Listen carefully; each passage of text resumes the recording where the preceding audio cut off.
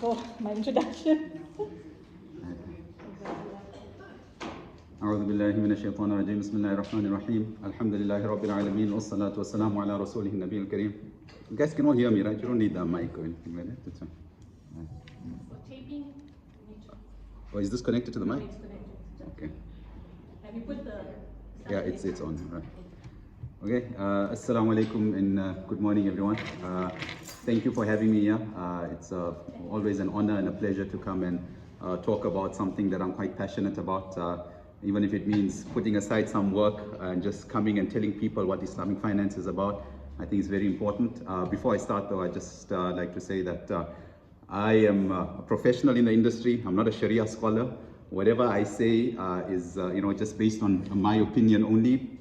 I strongly encourage you to do further research as well. If there's anything wrong that I've said today, it's from my own doing. Anything right, it's from the guidance of Allah. And just finally, before we start, just to make dua for our Muslim brothers and sisters and children in Palestine as well. We all know that they're undergoing a terrible time, and Allah make it easy, protect them, protect us, and provide them with victory, inshallah. All right, you can see the screen, right? Okay. All right, so maybe just quickly to start off, this whole concept of Islamic finance, it started off as something very early on, like in the 1950s and 1960s. And as it started to grow, I think it came to light that a lot of people wanted to know more about this and how we could sort of implement it into our lives. And I think one of the most important things about it is that the first idea is like, why should we care about it?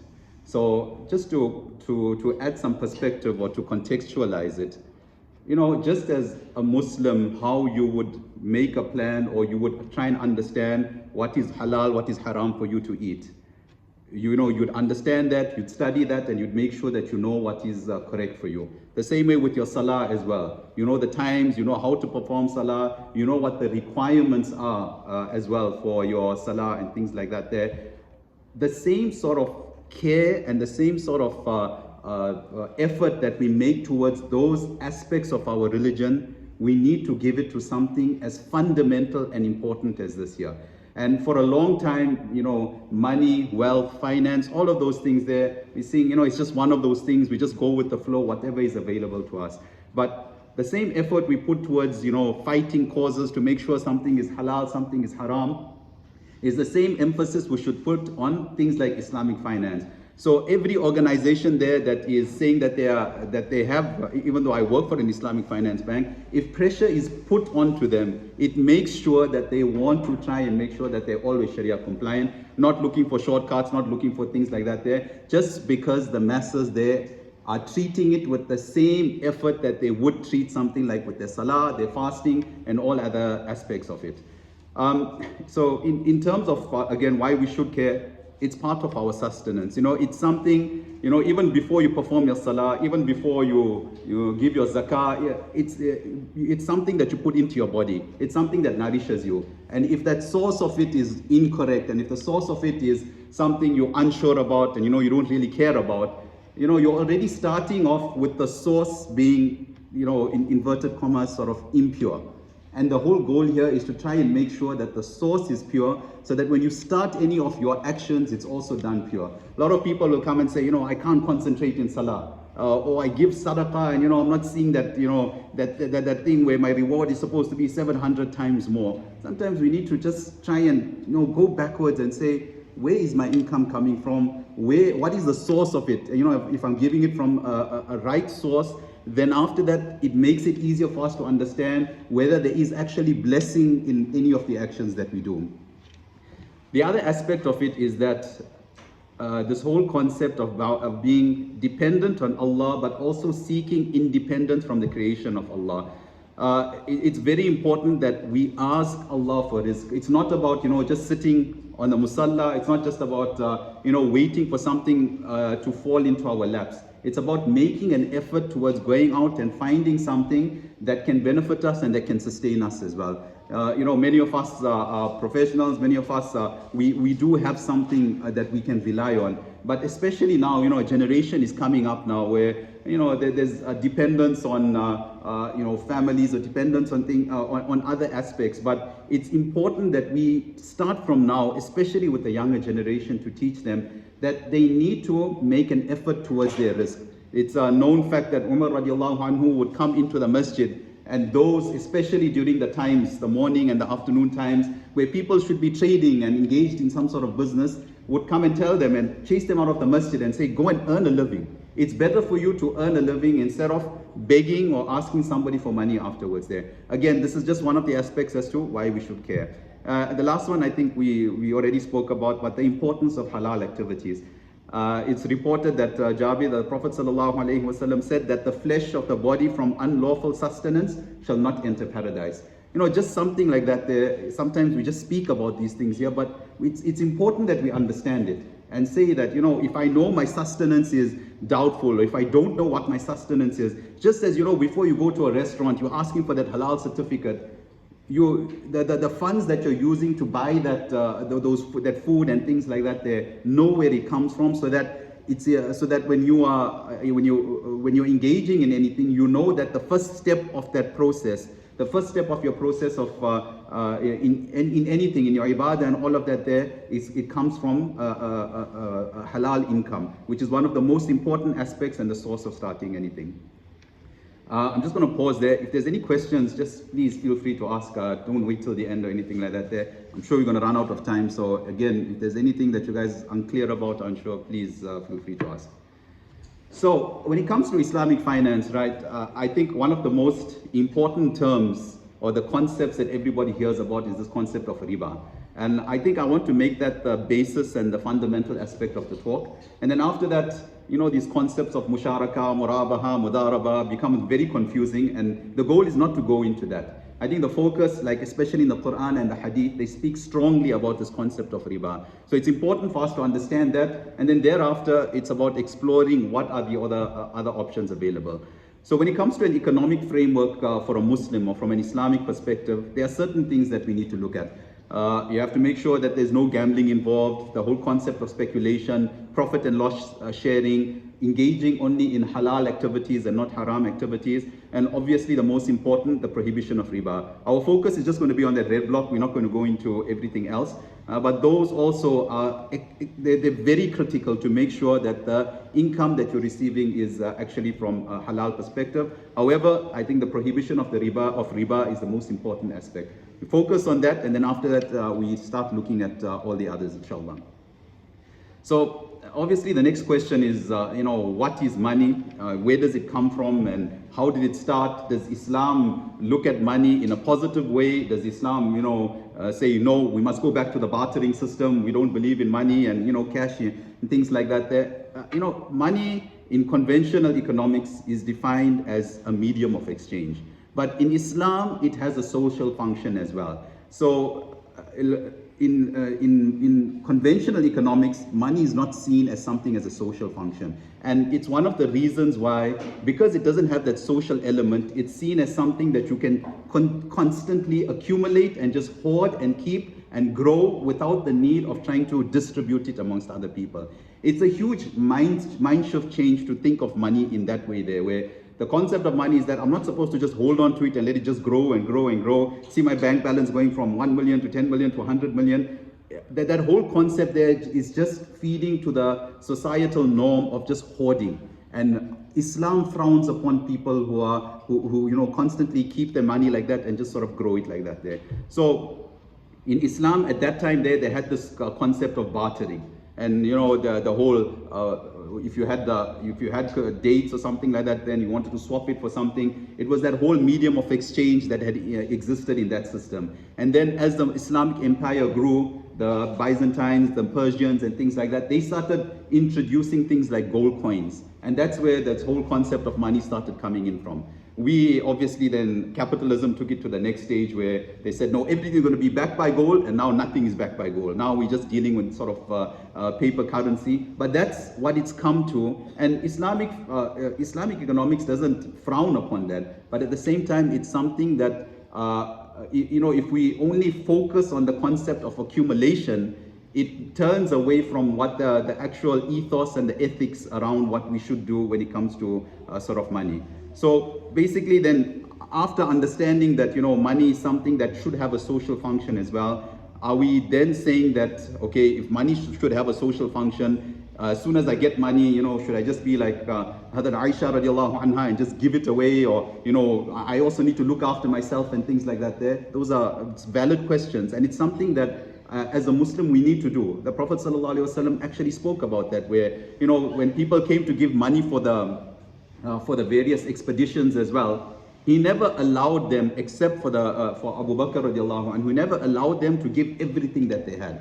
It was important that they keep things behind for their families as well, so that in the event that something happens, that they can look after themselves. How much that is, it's dependent obviously on each person, but this concept of keeping so much that we don't give anymore, and our concept of just hoarding just comes in, that's when it becomes sort of frowned upon. Sorry. So yeah, moving to the next thing again. So we shouldn't desire wealth. So then this is where these arguments start coming along. As a pious Muslim, are you saying that is wealth something that I shouldn't aspire to? Is wealth being something that is frowned upon? Should I only be focusing more on salah and things like that? And it's not that. Again, everything is done with the correct intention. When we look at Khadija radiallahu anha, she was one of the most successful businesswomen in Makkah at that time. So much so that, she challenged many of the societal norms at that time there. She had a beautiful house. She was, she was thriving. Apparently, she had more money than majority of the men within Makkah. But she, at the same time, had many people working for her. She had investments. It was not about, maintaining a big balance and things like that, a bank balance. Constantly trying to see how she could get people involved and engaged. The one aspect that really, caught my eye about when I was researching Khadija radiallahu anha is that even though she had all of these things here, when you would walk into Makkah, they say that you could immediately, before you even see the masjid, you would be able to see Khadija radiallahu anha's house, because it was a green house and it had a green roof, and it was known as a house that would feed the poor. So anybody that was a traveler who was needy or who needed food in Makkah at that time knew that there was food in that house there, and Khadija radiallahu anha made it such that she would distribute whatever excess and things like that she had. She never did it at the detriment of saying, I'm giving everything and my businesses are going to, get destroyed and anything like that there. There was a balance. She thrived in business, but she also shared with what she had. So this whole concept of saying that we mustn't focus on wealth, it's not that. The wealth must be there, but the focus and the desire shouldn't be on accumulating wealth. The intention and the perspective that we do it with is very important. If we're doing or getting involved in a business activity to say, right, I want to be the next millionaire, the billionaire, whatever it is there, the whole concept is about hoarding then. You're teaching yourself to say, right, every money, every penny that I make now, I just want to put it into the bank and I just want to continuously increase it here. For the Sahaba and for many other people, even today in our community, it's not like that. They want to engage in businesses so that they can grow, they can employ people, they can give to good causes, they can maybe even influence policy and things like that to make it a better environment for us. The moment we change that mind shift and that intention, the blessing falls into within our business. So Khadija radiallahu anha was, one aspect of that. Uthman ibn Affan, we know, he was a very wealthy, one of the wealthy Sahaba. He was granted Jannah in this life as well, the fourth Caliph, but he was a wealthy businessman. He was a very smart businessman, and he used his wealth in the time of Makkah to actually go and purchase paradise. The Prophet ﷺ said that at that time when they didn't have water, and he went and purchased that well from the Jewish person, it was for a phenomenal amount. Even in today's time, to purchase a well for that amount, I forget how much it was, but it was a phenomenal amount, and the Prophet ﷺ told him that you purchase paradise today. Again, without wealth, it would be hard for any one of us to do that. But if our aspirations are for that, to say that we want to use money for to do good and to promote good, that's where achieving it and desiring it can be something that it can be used for good as well. Abdul Rahman ibn Auf also granted Jannah in this life. they say any business venture that he got into was just, it was always successful. To the extent that everybody would, try and partner with him, because they knew anything that he touched basically would just instantly be successful. But they said when Abdurrahman ibn Auf used to sit in his house and eat amongst all the people that were helping him, his slaves and servants, you couldn't distinguish between him and the servants as well. So it wasn't about him spending lavishly only on himself. It was about sharing everything that he had as well. And it's about bringing that mindset when we understand the whole concept of it. I'm just going to take a small sort of a short break there. Any confusion? Everybody understands anything? Any questions thus far? I'm just getting like blank stares, so that's all right. Yeah, that's right. So just checking if everybody's okay so far. Okay, all right. Just before we continue, I did this at the youth Halaqa. So there was generally what we find is the youth, especially when you're speaking to them, their attention span is about 10 minutes. Then you need to change the topic and again 10 minutes. So I did something, I still find it interesting. I'm just going to go into it very quickly if you don't mind. It's just a breakaway, helps you sort of refocus, and then after that we get back into it. Auntie Mariam, you'll know about it. Please don't say anything, right? Okay, it's this whole concept of broken windows, right? So this is completely, it has nothing to do with the topic on hand. It's just sort of something we throw in there just to try and just change the mindset a little bit. So basically, what this concept is about, it's called the concept of broken windows. It was an American psychologist. He decided to test a theory. There were, he got abandoned car, he got 2 new cars, and he sort of abandoned them, one in the Bronx and one in California. So that's like saying one in, I don't know, in Westville and one in like Mlazi. You're leaving these 2 cars. He said within 10 minutes, the car in the Bronx, or in this case in Mlazi, was vandalized. And 24 hours later, it was completely stripped, right? We can, we understand that that's something that could happen. Maybe even in Westville to a certain extent nowadays, it can happen, right? But he was saying that the one in California, the one that was in the upper class neighborhood, it remained untouched for a week. People saw it, people walked past it, they didn't sort of really care about it or anything like that. So the psychologist decided to test something. What he did is, he went and he broke one of the windows in the car to look like, there was some damage to this car here. And after he broke that same day, the car started getting vandalized. People came and started spray painting on it.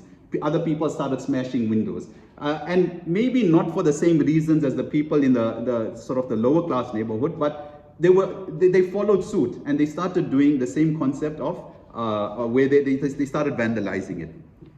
He then further tested this theory in New York. So in New York, they were going through a huge criminal problem at the moment. And crime was at it was just phenomenal, and it was an ultimate high at the moment. And instead of funding the police officers with guns, with pepper spray, and and telling them to go onto the streets, this was prior to all of the, before all this Black Lives Matter. This was like in the 80s and 90s. I wish they applied this now instead of, just brutally trying to arrest people. But basically what they did is, instead of funding police officers with new cars and things like that they decided to go into central New York City, where things were really bad, like going into Soweto, or not even Soweto, in Joburg, that place, into Hillbrow, right? And fixing up the windows, taking out the graffiti, painting the building, just basically to make it look like it's new, make it look like somebody's staying there, and just to understand what the impact was. After 3 months, there was really no change in the crime rate. Everything was still a bit high. Once or twice the windows would get broken at this new thing there. But after 9 months, they saw a huge reduction in crime.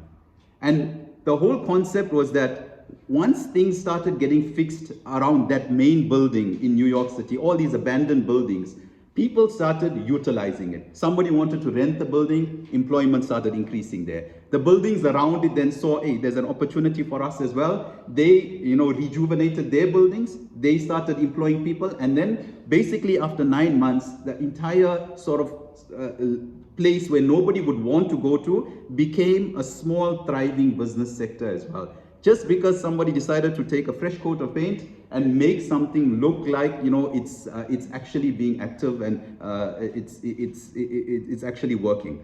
So the whole concept around it, and why I brought it up, especially for the youth, is that we are a victim of our environment, right? We, wherever we are, our friends and things like that there as well, right? Imagine that you think that within your environment, if my friends don't represent any broken windows to me, if my friends are, if I've got friends that are influencing me badly, to either go break that window, or if I am the broken window influencing them, then I need to understand what environment or what influence I am exerting on the environment that I have.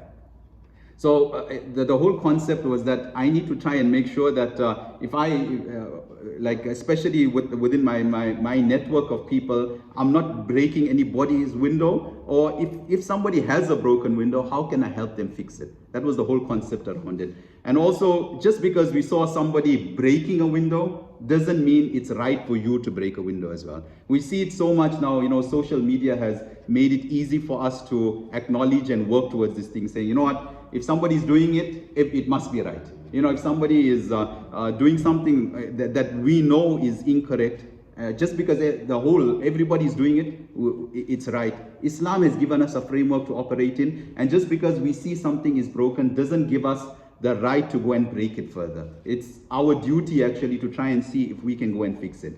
And I think the final point that I also took from this thing here is to try and fix the small issues. The obvious thing is we know crime is escalating in a place here. We're saying, right, we're going to throw money at police officers. We want to try and, increase the police force. And here you're not focusing on what the actual issue is on the ground there. So it's important that you address the issue, try and understand what the low-hanging fruits are that you can win here. Here, a simple coat of paint, fixing up buildings would have cost significantly less than, giving out security, new cars and things like that there. And it made a huge difference as well. Whether this theory continues to be successful, I'm not sure, but looking at the state of New York, I have my doubts.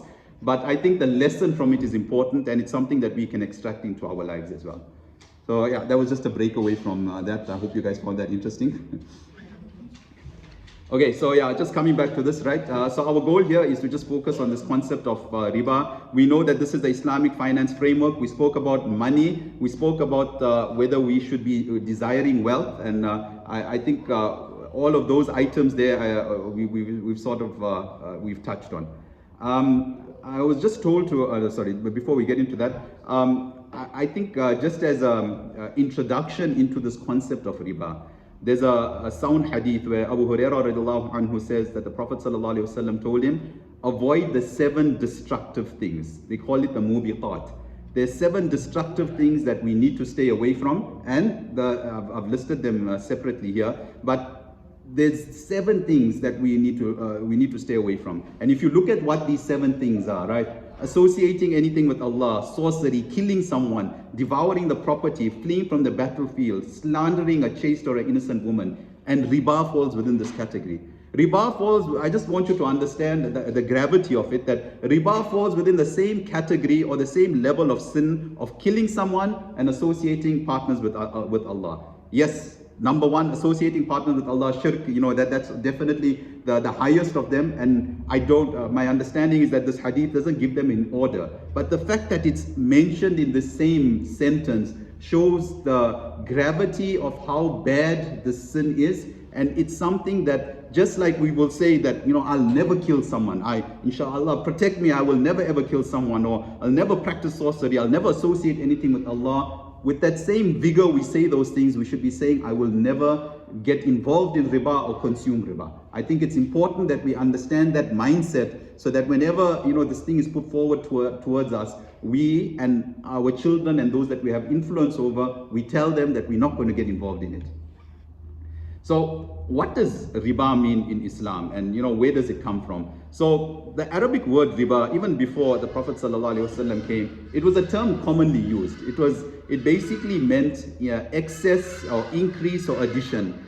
But it was one of those words that where it means excess, increase or addition, but It's like an unnatural growth. It's not a pleasant type of growth that you see. So, if somebody, it's like somebody who's eating a lot, right? And they grow. That growth there, and that obesity that you can maybe label it is, you would say that's the same as sort of the what riba is trying to come out with. It means that excess, which is unnatural, and it's not something that's really good for you in terms of what the growth is.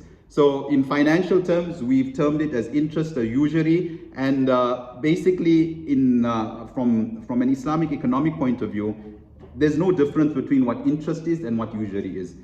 There's a whole lot of different opinions about it, where some will say, just the normal interest is fine, and only usury is haram, and that's what the Quran makes. Quran talks about. The way that they define the two is usury is something like what a loan shark would do, but what a normal bank would do is not considered riba.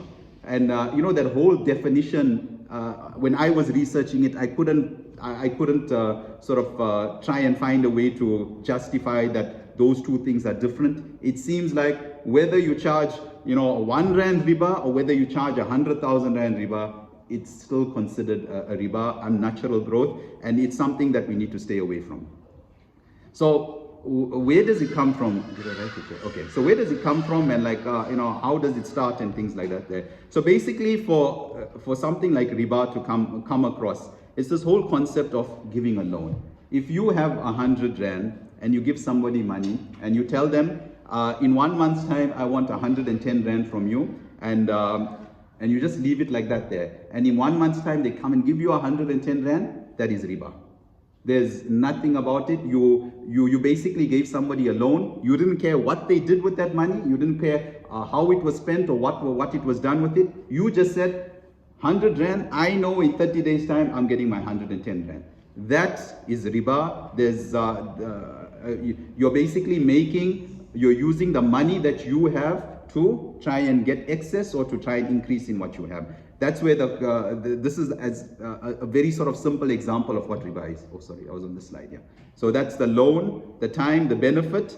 You 100 rand, you've given it over 1 month, you got a benefit, an extra 10 rand. That benefit, the principal is okay, but the benefit is considered interest or profit, and that's where it becomes riba. The whole concept of why it becomes so haram and why it's not allowed. It's, when you look at it ultimately, right, our wealth comes from Allah. Allah is the one who bestowed upon the wealth upon us. We are now taking that wealth and we are trying to take advantage of the creation of Allah. And it's one of the primary reasons as to why riba is haram. It's the same type of thing as when a leader takes advantage of the people that they are leading. Again, you've been put into a position, a strong position, and you're taking advantage of that. That is why it is said that a person who makes dua against the leaders, those are the duas that are most heard of. So it's the same concept where Allah has given you something and you are taking advantage of the gift that Allah has given you. So this whole thing about the riba circle, you'll see that it starts off with you saying, I'm going to lend money, I'm going to charge interest, I'm going to collect that, I'm going to hoard it, and then I'm going to lend again. And then I'm going to charge, collect, hoard, lend, and then the whole thing is just about you making sure after every 30 days, I don't care what happens to that person, as long as I get my 10 rand, 50 rand, 100,000 rand, whatever it is, at the end of the month, I'm getting that there. Whether that person suffers any sort of, any issues or any circumstances, it's immaterial to me. I just want to make sure that my bank balance grows. Again, it's that concept of making sure that I can see that when I log into my banking app, that number must just continuously increase now. And if we have that mindset, this is how you fall within that riba circle, the whole concept of the riba circle. When we do this here, there's no economic benefit. We think, okay, I'm giving money to this person to start their business, and then if that person doesn't do well in their business, you still coming and saying, I don't care what happened to you, I want my 10 rand, or I want my whatever we decided up front, I want that. Whether your business is successful or not, that's not my benefit. So that person at the end of the day will have to say, okay, you know what, maybe I've been able to make the payments, but Now, what I want to do is after 6 months now, COVID came and I can't make my payments anymore. I just need to fire everybody, and and that's how your business starts going down now. And then the person that you took the loan from is like, I don't care what you do. If you have to get rid of 10 people or 15 people, you just make sure that you pay me back.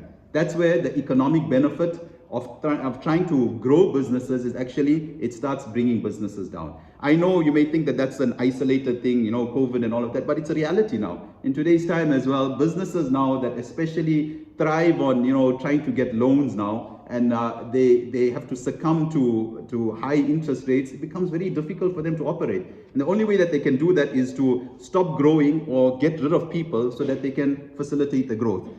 You as a person, if you do this, you have a perverse incentive. Your incentive is only to make sure that you get your money back. You don't care whether that business is successful. You don't care whether you support that business or get people to support that business. You, at the end of the day, just want your money, and that's it. And as we mentioned, you're agnostic of their circumstances. You don't care whether they do well. You don't care if anything happens to them. At the end of the day, whether they sell their house or whatever it is, you just need to get your money back. This is what happens in this riba circle. It may not start off when you first do it, but as you continue growing and growing and growing, and now from giving just 100 rand, you went to 1,000 rand, 10,000, 100,000, 1 million rand. Now you're saying, hey, I need my extra 100,000 rand that you promised me. You go sell your car, I don't care. You try and make a plan, and you sort yourself out now. That's where this whole concept of the riba becomes it becomes haram to the extent where you are taking advantage of people now. Allah gave you wealth, and all you're doing with that wealth is you're just trying to get more. You're basically trying to take wealth from other people now. And that's where it becomes haram. One of the ayahs I was told to speak about in this session was أعوذ بالله من الشيطان الرجيم بسم الله الرحمن الرحيم وما آتيتم من ربا ليربو في أموال الناس فلا يربو عند الله وما آتيتم من زكاة تريدون وجه الله فأولئك هم المضعفون. This ayah is in Surah Rum, and it says, whatever loans you give only seeking interest at the expense of people's wealth will not increase with Allah, but whatever charity you give only seeking the pleasure of Allah, it is they whose reward will be multiplied. To be honest, this was not an ayah that I really came across when I was doing my research. I know it had the word riba in it, but the ayahs about riba, we'll see, we'll cover them later on. But what I found so fascinating and interesting about this, it's something that we actually do in today's society. So the thing about this is when this ayah was revealed, the concept of riba wasn't abolished as yet. So when it talks about, the concept of riba here, it's actually talking about those people, especially in the Arabian time at that time. And I think it's something we still do today, is when they gave a gift, they tried to give it to somebody who was wealthy or somebody who was better in terms of circumstances, with the expectation and the hope that that person would give them a better gift back. And that, that expectation saying, okay, I'm going to give 100 rand gift, but if I give it to him, I know that I'm going to get 1,000 rand gift later, because I know this person is he's very wealthy, and they have a lot of money, and they'll definitely give me something better. And a lot of the people were doing that. So what a lot of the poorer people, instead of using their money to try and look after the families and invest in businesses, they were taking the chance. Think of a lotto, right? Taking the chance of buying a small gift, taking it to a rich person, and hoping that that rich person was going to return the favor. To me, it's exactly like how the sort of lotto works. But again, if you're doing that with that incentive or that mindset, saying that only this person can return the gift, or give me something, we're turning away our trust from Allah. And I think that's what this ayah is trying to teach us, that when we give something, or we give a gift or give a loan, understand that the return comes from Allah. And that's why Allah then follows this up by saying, whatever charity you give, seeking the pleasure of Allah, it is they whose reward is multiplied. So when we're giving something, make sure that we're giving it with the right intention as well. Never ever give a gift when we go to weddings and things like that. They're saying, hopefully, I came to their wedding. When they come to my wedding, they'll give me a better gift and things like that. It's important to get rid of that sort of mindset now. If you're getting that gift, or you are the one giving that gift or receiving that gift, don't have any sort of perverse incentives when it comes towards that gift. And I think this is what that ayah spoke about, and it's a very interesting take on what the concept of riba is when it comes to just the gifts. I haven't put the Arabic here, but there's many Quranic ayahs.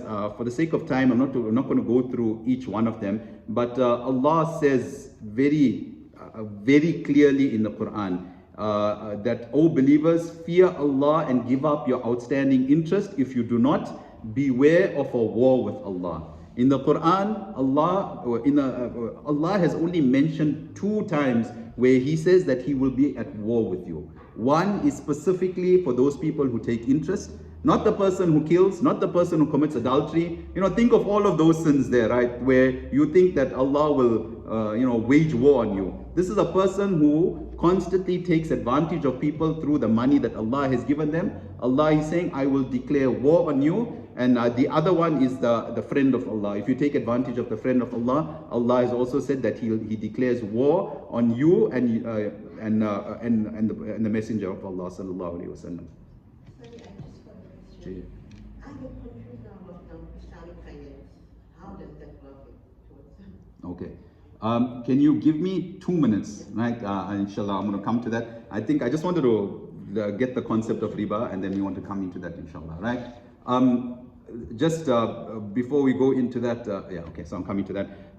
Just cementing this concept of why riba is so bad. In the Prophet ﷺ's last sermon, right? Imagine the Prophet ﷺ actually, when he stood up, he had a feeling that this was going to be the last time he addressed everybody that was there.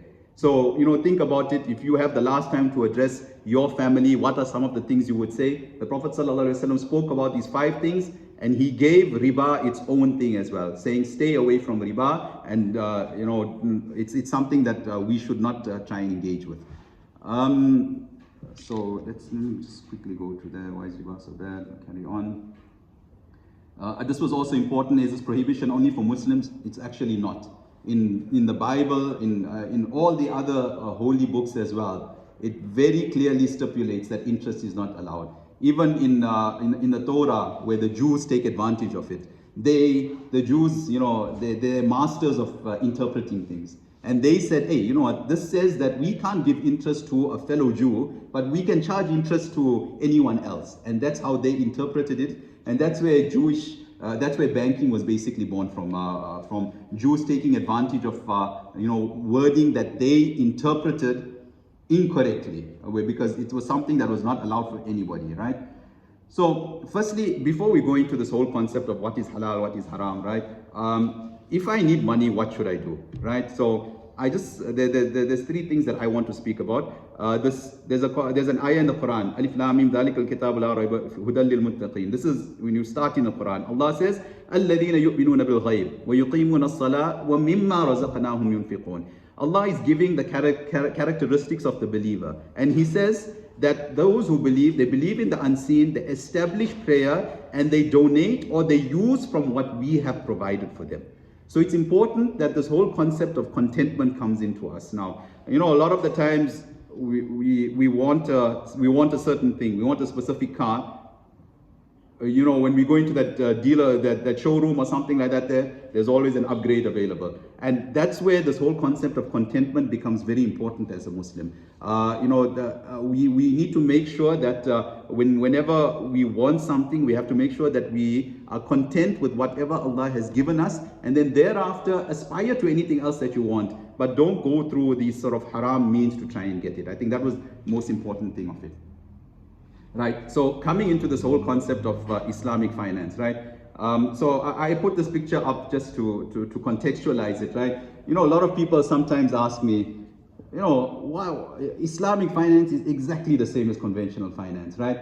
So I'll tell them, you eating chicken from Desai's is exactly the same as eating from Spa. And they'll be like, no, that is not right, it's incorrect, right? So I'll ask them, okay, tell me the steps that make your chicken allowable to eat from an Islamic perspective versus the chicken from Spa or wherever it is that is not allowed to be eaten. It says very simple, you have to get the chicken, make sure that you say Bismillah, Allahu Akbar, and the chicken is there. So I said, this whole thing, that a simple step, one simple step made something from haram to halal. where you had to just do something in the name of Allah. You had to slaughter a chicken in the name of Allah, and suddenly that chicken became halal. So the only difference between those two chickens is that both of them got slaughtered, but one got slaughtered in the name of Allah. That was the one intricacy that made it halal. So a lot of people say it's exactly the same, and to them I'll say it's very similar. And because the concept of banking is very similar, but there are subtle changes that make it halal. It's the same with a marriage contract.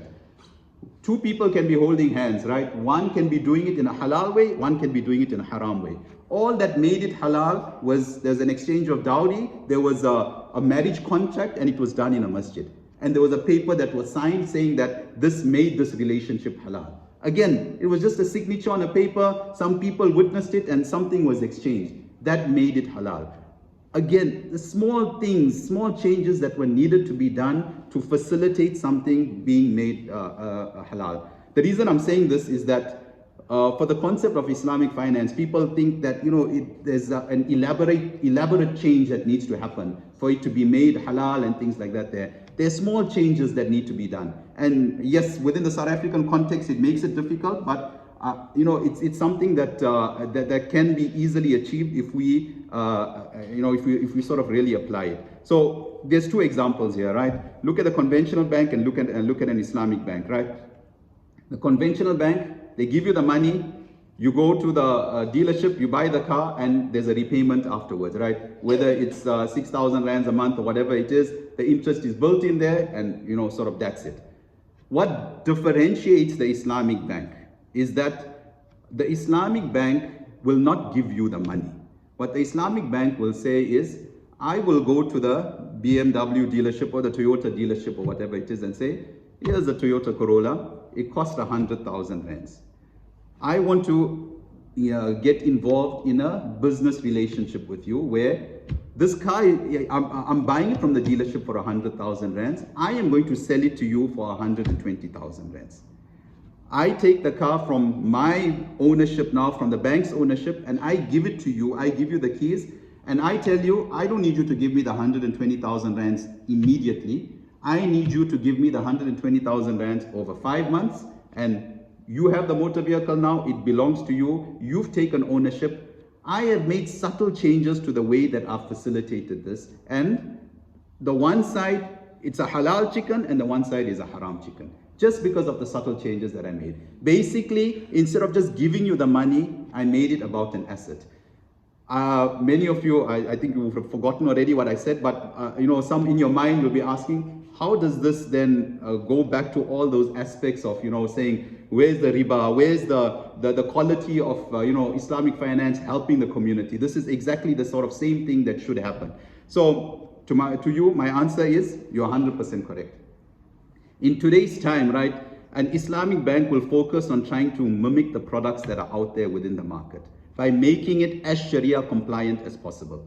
So I'm not saying that they're not Sharia compliant, but ideally what an Islamic bank should do, especially if you want a motor vehicle, is to say, listen, forget the motor vehicle, right? Let's see how we can help you generate income. You have a small business. Let's take a share in that business. I've got a depositor base. I will put R1 million into your business. Let's grow the business together. Whatever you get from that business, you can then go and buy a motor vehicle. You can go on holiday. You can do all of those things there. That is a very good way, and that is the essence of Islamic banking. If you want to look at what the ultimate aim of Islamic banking should be, it should be that to support those types of businesses. The problem with that is there are 100,000 businesses out there in South Africa. If Islamic banks were going to focus only on that, they'll be able to maybe focus on 10% of those businesses. And the rest of the businesses, you know what, you just go and sort yourself out, go and take conventional finance.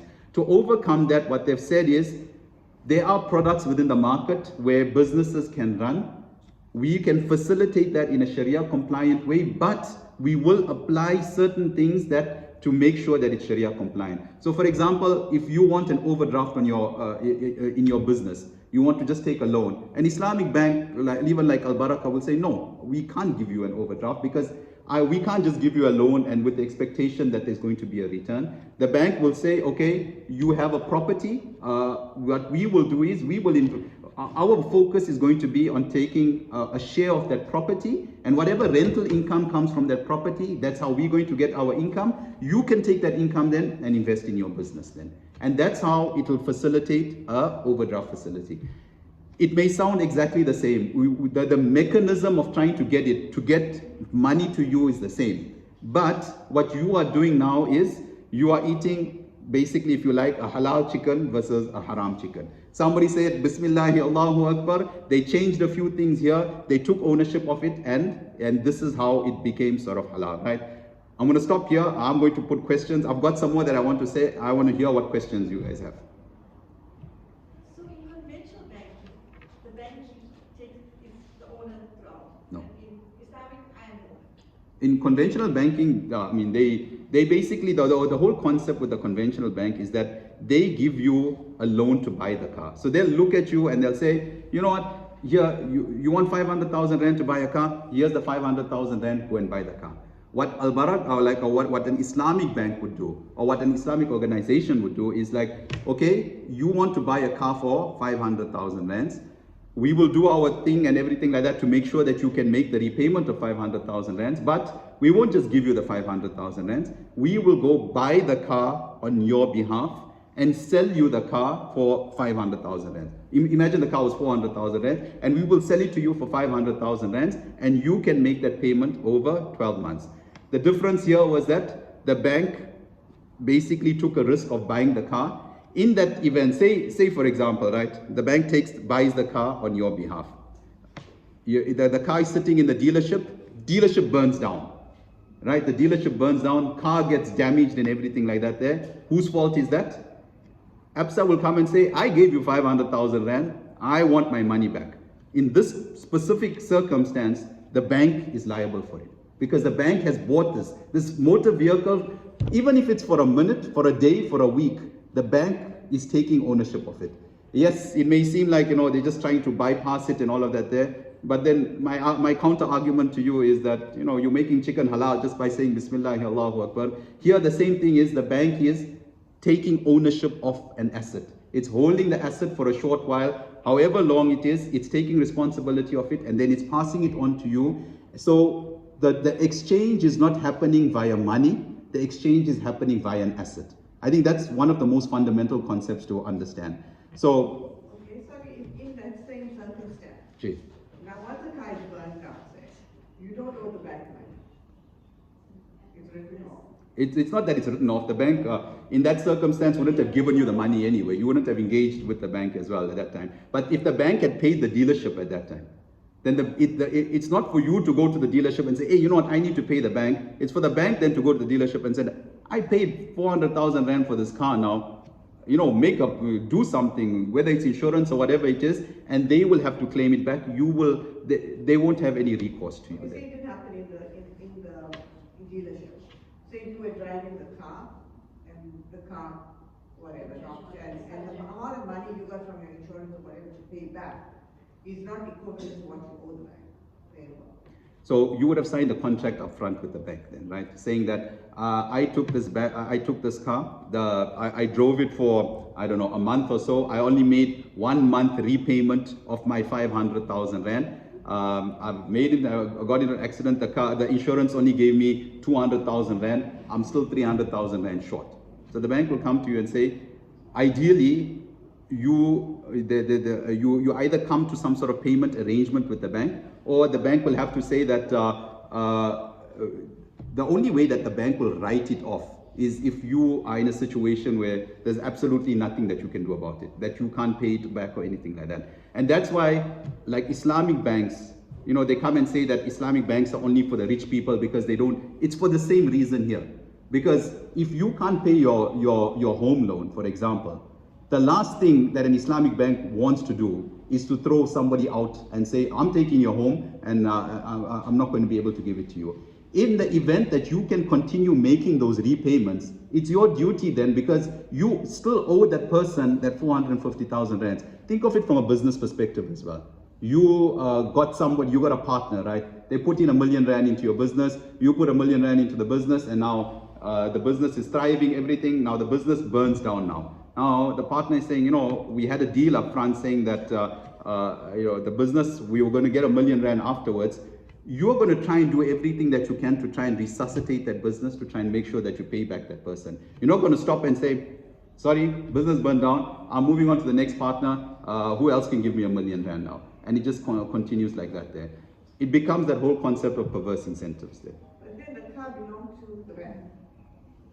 But the bank stole the car to you.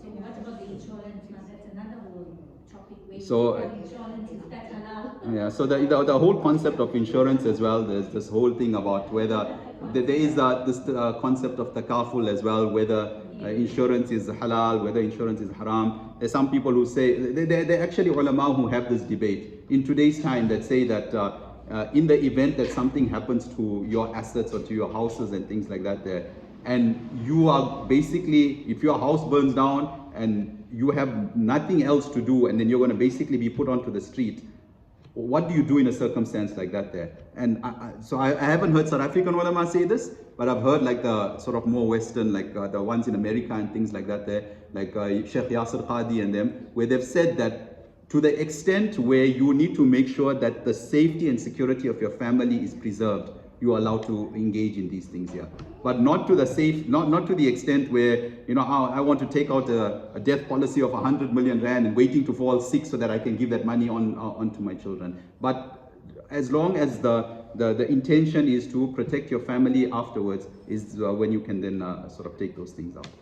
So again, Jane. Going back to the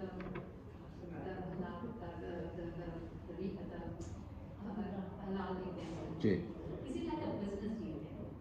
Where you buy something and you're selling it to the person and you're making a profit? Yes. So that's where the car comes. So for example, I can go to the Toyota dealership as the bank, and you saying, I want to buy a Toyota today. I want to buy a Corolla. The Corolla costs 100,000 rands. The bank will say, okay, I'm selling it to you for 200,000 rands. You have the right as a customer to say, hey, listen, I'm not going to pay you that much there. I want to pay 150,000 rands. And that negotiation is also an essential element that sort of makes it sort of Sharia compliant in that context. Again, I know you'll feel it's a technicality, but again, when you look at your halal, haram chicken, isn't that also a technicality that makes something halal? No. When you create the conventional rule, it's compulsory to take on insurance because that's how the banks are covering themselves. With regard to Islamic banking, if you're taking on the loan, do you all have anything to say that you have to have an insurance? Or is it something that you just take, it's just a pure business transaction without the insurance? Asking a very difficult question, but so this is where South African law makes it very difficult for us to give, for any bank to provide any sort of loan without a person taking insurance. Because in the event that something does happen to your asset and the bank has a claim against you, and then you'll go to the, say, like the credit ombudsman or the banking ombudsman and say, I'm sorry, I can't pay this year. The banking ombudsman will go to the bank and say, did you make sure that the client took insurance? And if they say, no, we didn't, the bank will say, then the ombudsman will say, that's your fault then. If you didn't enforce that as one of the things, you are going to be at loss then, and you are the one that is going to suffer. You will have to take the loss for something like that. So even though it's not regulatory done, the bank, I know majority of the Islamic banks, including Standard Bank and Absa and all of them, insist on insurance, but they'll tell you there is a takaful option available as well. It may not be the cheapest option, neither is halal chicken the cheapest option as well sometimes, right? But you will still go and buy it because you know that's the right option. And that's the whole concept about it as well. Whether you're willing to understand and make that, that sacrifice to say, yes, I know it's a little more expensive, but because there is some sort of Sharia elements towards this that make this halal, that's where this whole concept of, taking that insurance and protecting you as an individual also comes in there. So basically what you're saying is that they're not forcing you to take the takaful, so you can go sort of insurance route and I can tell you now, for some of our clients, what they'll do is just to meet the requirement, they'll go and take insurance and then they'll go cancel the insurance afterwards. and the bank doesn't, it's hard to know because, you know, you have 10,000 clients, it's hard to know which ones do that and which ones don't as well. So, gee. Also about unit trusts. Tell us a little bit about unit trusts. Oh, the unit trusts. Okay. So now, what we're speaking about here is more on the loan side. So the loans is now you actually going to a bank and saying, I need money. The other side is now saying, I've got money and I want to invest it now. So when you're doing that now, it's important to look at something that, like Sharia scholars have you know, there's so much information out there, right? You know, whether things are halal, whether things are haram, anything that has like a Sharia board, a Sharia supervisory board, or some Sharia scholar that is known within the community and has looked at this thing here and is said it's okay, that should be one of the elements that make it Sharia compliant. Whether it's investment compliant is another story, right? I'm not mentioning, look at something like Amana, right? People said that it's Sharia compliant, right? You're investing in property, and there were people, there were Maulanas and everybody who spoke about it. It was Sharia compliant. But whether it was investment compliant was another story now. And that's where, you know, it'll be better to invest in things that they may not have the most best return, right? You know, like investing in like a unit trust that is Sharia compliant, whether it's like the Oasis Crescent or even the Old Mutual Baraka Equity Fund or anything else that has a Sharia compliant, like Kagiso, for example. They have these Islamic investment sides as well. As long as they have a Sharia supervisory board within them, and there's a Sharia board that is looking at them, it makes it allowed for you to invest in it. What makes it allowed is that there's a body of people that are looking at the investments that these people are doing, and they're saying, listen here, as much as SAB, which is South African Breweries, is doing very well, you are not allowed to take people's money and invest in those shares. You can only invest in these shares here that are sort of Sharia compliant. So that's what makes investing in those unit trusts halal. Some people may say, you know, fine, I'll invest in the normal like ABSA balance fund, for example. I know that they're only investing in certain shares, and I don't want to, I'm happy with that there. Again, because there isn't any sort of Sharia overview, Sharia scholar overview, we know that investments within those portfolios change.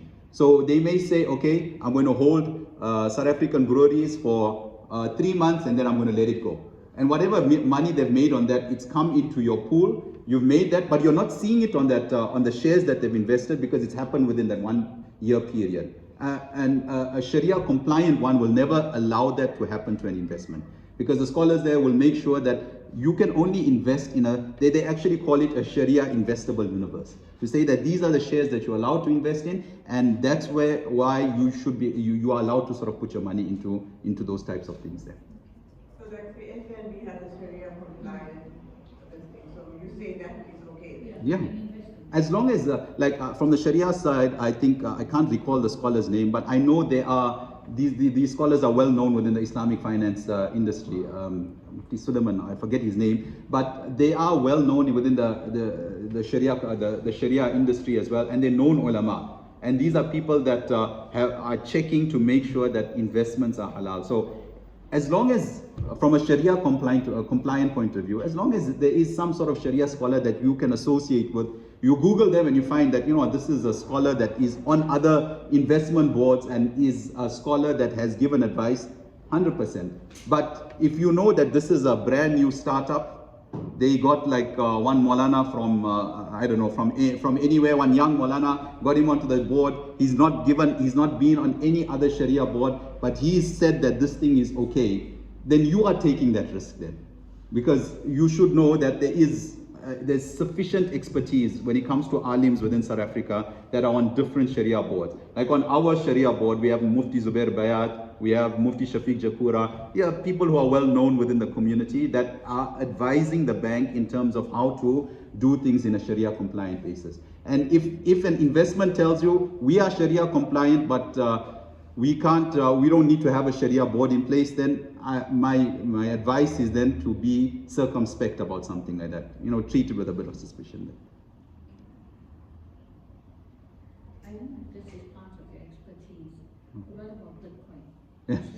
you say that, but it was something that they actually asked me about, the whole concept of cryptocurrency. So Crypto, I mean, yeah. it's a new and of course now it's dropped, but it was the what was it to crypto? You invest in cryptocurrency. So yeah, it was something that I looked at, right? And it's something that they've asked ulama. I don't think so much here that that they've actually given opinions on it. And just to go right to the answer, there's still much debate about it. There are some that are saying that this is brilliant. It's basically, it works with supply and demand. It's exactly how something like this should work.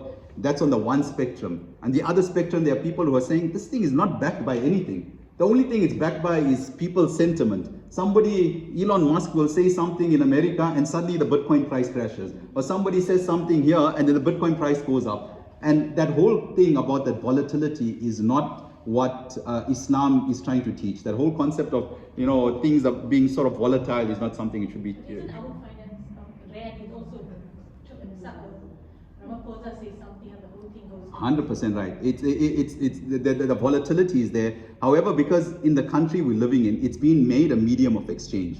The moment like rands go away and cryptocurrency now becomes a medium of exchange, we'll be having a different conversation now. Because now this is something that you're forced to live with. It's being enforced upon you now. It's like saying that the US dollar is something that is not as volatile. That should be the more Sharia compliant currency. But we can't use it in South Africa. We are forced to use what we have to use it. Crypto is like 10 years ago, nobody was using crypto. Now you see a lot of they say you can pay with crypto.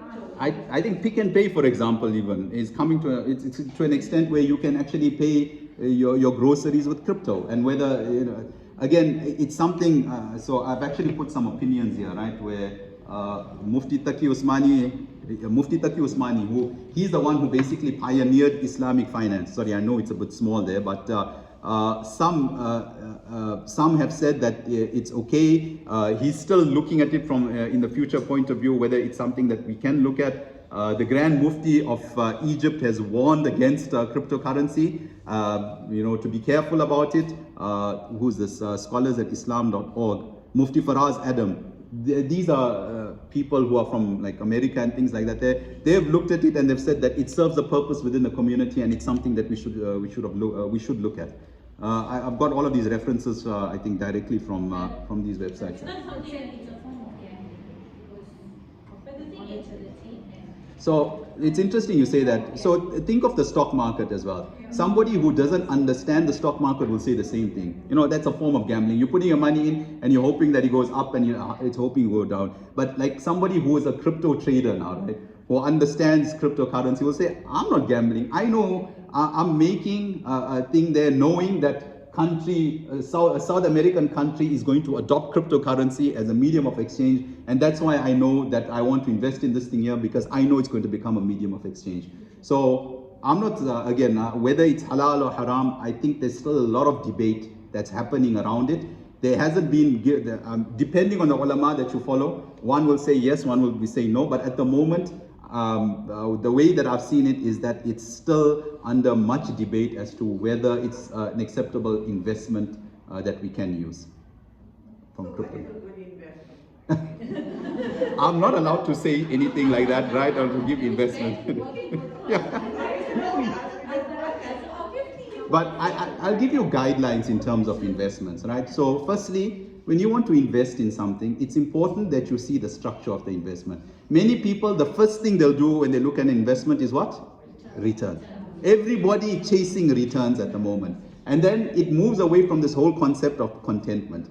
You can find a return. You go now and you Google, I'm looking for a 25% per month return, and you'll be able to find somebody who's willing to offer you that. They'll repay you, they'll give you payments for 3 months, and after that they'll take your money and go. Whereas there's somebody who can give you, a 10% return or a 8% return, but it's something that is stable, they're constantly being paid out. You'd prefer having peace of mind over something like that than chasing a 25% return. Yes, your friend will come and tell you, I got my 25%, and somebody else on Facebook will say, I put money in and I definitely got it out. But it's inevitable that these ones here that give these ridiculously high returns are not something that you can focus on. So the first thing is, somebody's offering a really high return and is not part of, sort of a much larger institution, it's a red flag. Be careful of it. The second thing is, look for something that is registered. South Africa has a very strong financial regulatory framework. Look for something that is registered as a financial services organization. Any bank has that license. Amana did not have that license. They were not registered as a financial services board. There were some technicalities that they got away with it and they didn't have to register it. They never broke the law by not doing that, but they weren't registered like that there, which meant they weren't under the scrutiny of the regulators within South Africa. All banks are under the scrutiny. All unit trusts are under the scrutiny of the financial regulator within South Africa. So it's important to make sure that if somebody comes to you and says, I've got this good property investment and everything like that there, you ask them, look, do you have, are you registered with anybody? Are you registered at all within South Africa? They say, if I'm a registered company, you tell them, I can also open a registered company. If they are a registered financial services provider, that makes it different, because here there's compliance, there's reporting that needs to be done. Not to say that financial services companies have gone down. We know of the ones that have also collapsed, but those are few and far between compared to the many that happen constantly over the period now. So that's another thing. Make sure that they're sort of registered. Thirdly, they should have some sort of ability for you to understand what the business model is. If you can't explain to yourself, okay, I'm giving money and they're putting it in the stock market, that's where my return is, I understand it. Here they're saying, I'm taking it, I'm going to invest it and hedge Bitcoin to make sure that I take advantage of this price fluctuation over here. And you've said, okay, I understand it, but truly deep down you don't understand it. My suggestion is stay away from something like that. As long as you don't understand it, they're going to constantly take advantage of you. Because you'll call and say, where's my money? They'll say, somebody in America did something and now that's why the fund is performing like this year. Whereas with things like unit trust, they can't do that to you. You want your money, it's written in the terms and conditions saying within 7 business days you'll get your money. That comes to the next point. The exit clause is very important. When you want to take your money out, understand how you can take your money out. Is it after 1 year I get my full money out? Is it after 7 days? Look for that clause, and that person must be able to very clearly tell you, I can take my money out in 7 days without any penalties. You will get access to your funds. A lot of these people will say, don't worry, you'll get your money, you'll get your money. Show it to me in writing on the terms and conditions, because that's a document you can take to a court of law and say, this person said that, I want to make sure that I get my money. And that's how you can make sure that you get it. And possibly the last thing is, there are a lot of professionals that advise people in terms of what you're trying to achieve with your investment. These people are called wealth advisors and things like that there as well. It's important that you have a discussion. It's not that you have to, go and tell them and, make sure that you give your money to them. No. Go and listen to what they have to say. So you go and tell them, I've got money. They're going to ask you, what are your goals? What are you trying to do with your money? Are you trying to make sure that you get the highest return? Or are you trying to make sure that I want to get a monthly return of 10,000 rands, or in the future I want to be able to pay for my grandchildren's education? They will take all of those things there for you, and they'll say, look, if you take this money and you invest it in these vehicles, this is how you can make the most of your money. I think too many times people are coming to people and saying, just put all your money here, you'll get your 8.5%, don't worry about anything and all of that there. We're not having that talk with the professionals within the industry who can guide us to say, okay, people are telling you to chase return, but what is your objective? Is your objective to save up to go on Umrah? Is your objective to save up to make sure that you have money to give to your children? All of those things there can actually change where you invest. And then you suddenly realize, hey, putting my money into a fund like this here is actually very high risk. I shouldn't be putting it in here. I should be putting it in a much lower risk investment here, because I can still take advantage of whatever returns are coming through there. So if I can sum it up in just those sort of 4 items there, just make sure that it's registered, make sure there's competent people behind it. Make sure that you've spoken to someone, you're a person who is in the wealth industry or who is in the financial services industry, who can guide you and who can show you where to put your money in. Can't remember what the fourth one is. Is that does that give a framework at least? I think. Exit clauses, yes, sort of very, very important that you should look at. Jane. With regard to like this and access and things like that, given the Islamic portion, they backed up by Sharia and thing. When you get your ITC and it says a profit, no matter what you're investing, you're living in South Africa, there is that portion of interest. But when it comes to unit trusts, they give you an option of what you want to do with that interest, whether they're going to discard it or whatever. So when you're looking at your ITC and you're looking at the balance of the day, that's what you got, they will have discarded the interest. Because there is an element, we can't be living in South Africa. 100%. Right? So when you look at that, that's the money is 100% allowed. That's what I'm asking. So I'm not too sure about our other unit trusts, right? But I know like from the old mutual. Unit trust and conventional. Okay. So I know from our old mutual, the old mutual Al Baraka one, they take it out at source. So whatever return you get, all the impermissible income has already been taken out. I can't recall, I think some of the others have also followed suit on that, where they take out the impermissible income and at the end what you see is something that's completely Sharia compliant. And I'm talking about like Al Baraka participation or Al Baraka. In those accounts there, those 100%.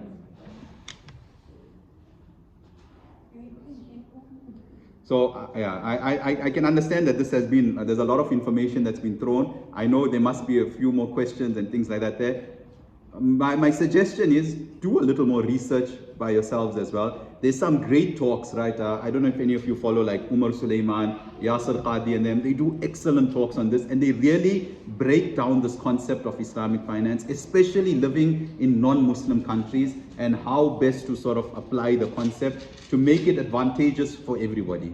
I strongly suggest that you look at watching. I have a bias towards those scholars because I really enjoy what they have to say and it really sort of appeals to me. I think our Islamic scholars are going in that direction, but there is still some work for them. I find them to be a bit rigid still, and for good reason. You know, for you to find a medium, you need to go from one side to the other side to understand what your medium is, right? So I believe they're on the rigid side now, and I think it's inevitable that they will come to a route. But if you want to find out what that route is like now, these are really good scholars that we can learn from and still get. And if there is more, if you want more further information and further deep dive into it, then inshallah we can maybe arrange another session then inshallah. One more thing I want to ask is, see for the bigger company, big firm, Sure.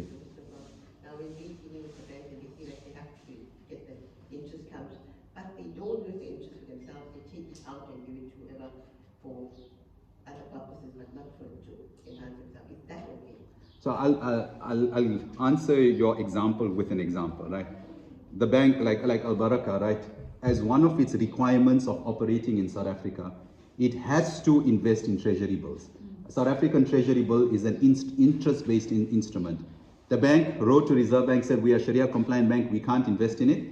Reserve Bank said if you don't invest in it, give us back the license then, and you won't operate in it. So the bank said, okay, no, we'll invest the minimum amount we can invest in. So they take the minimum amount, they invest in it. Whatever interest comes from that investment is immediately given away in it's given to charitable funds. So I think between ICRA, South Africa Muslim they give it to various funds to completely isolate it. And that is something that Sharia, like Mufti Shafiq Jakura and Mufti Zubair Bayan, that's one of the questions they ask. How much did you invest in treasury bills? How much interest you got? How much did you give away? And as long as you've given away everything, that's the only way that they will put, you know, like how Sanha has its signature, it's the only way that they'll put their signature on that certificate to say that Al Baraka Bank is Sharia compliant or any other sort of institution is Sharia compliant. So if we are privately banking, but not Al Baraka, Yeah. and we getting that interest and we taking that interest away, there's no harm in that. But see, the thing is, because they say no, the thing wasn't to receive it. Yeah. He's trying to spread the risk. But the thing is, in South Africa, we do have Islamic banking. Why That's do the you go thing, and we bank have in the option of Islamic banking, so why Why should should you you bank slowly in we it? have to start moving on. And majority of the banks offer an Islamic option. So my response to that would be, try to look for an Islamic option. Yes, if you are in like Australia, for example, my parents live there. There's no Islamic banking there at the moment. So any bank account that you use there is going to get interest, and then you can give that away. Here in South Africa, majority of the big banks have some sort of Islamic window. it would be best to try and get towards that Islamic window. And then it comes to a sense where actually you don't even have to give away that, because they'll tell you that that's profit then. So you can actually start using those funds there. So the ultimate goal should be to try and get to a situation where you are using some sort of Islamic alternative. And it's important for you to try and understand whether that's possible for you as well, I think.